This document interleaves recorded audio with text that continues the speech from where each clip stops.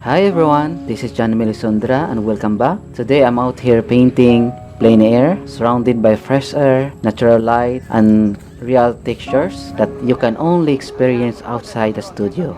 Me and my friends took a motorcycle ride along a winding mountain road, passing through rolling hills and crossing a small river, feeling the cold air, the sound of water, and the quiet rhythm of nature along the way. We had to pass a small cliff on the riverbank just to reach the river. The path was narrow and a bit slippery, and we were carrying our things in our hands, carefully watching each step. Even with the effort and caution, we couldn't help but pause in awe. The water was so clear and beautiful, flowing gently over the stones. In that moment, the challenge of the path faded, and all that remained was a quiet appreciation of nature's purity. We arrived at this old small house, quiet, withered, and full of character. Scenes like this inspired me to paint because they carry history and simplicity. The kind of beauty you only find when you take the time to travel off the main road. I set up my canvas on top of my easel on this beautiful occasion. For this painting, I'm working with a limited acrylic palette starting with white, blue, yellow, red, and raw umber. I started with a sketch using small flat brush and raw umber. I wanted to fix everything first before starting to paint.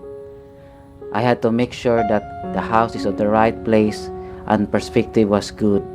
You know why I love painting outdoor? Copying the nature before my eyes? Because I can feel the atmosphere, the real colors, perspective, the fresh wind touching my face, and the heat of the sun. It really feels good compared to painting inside my studio. The experience feels different as you will interact directly with nature, not just from photos. Plus, I can also bond with my artist friends.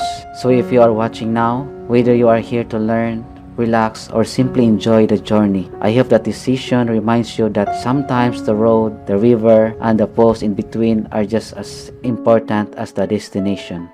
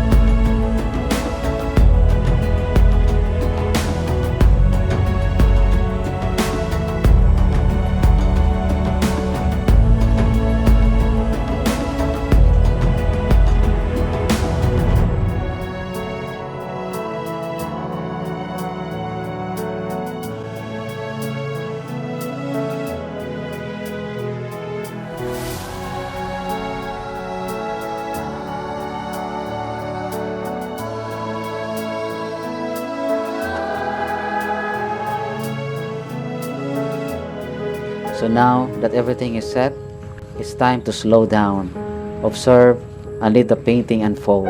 I'll take you with me through its brushstroke, its decision, and its moment of connection with this place. Thank you for joining me on this ride through the mountains, across the river, and into this quiet corner of nature. If this vlog inspires you to paint outdoors or simply appreciate the beauty of simple places, then this journey has been worth sharing. So thank you for watching this video today. Please don't forget to hit like, add some comments, and subscribe for more videos in the future. And my advice today, everyone, is also to try painting outdoors or the plein air.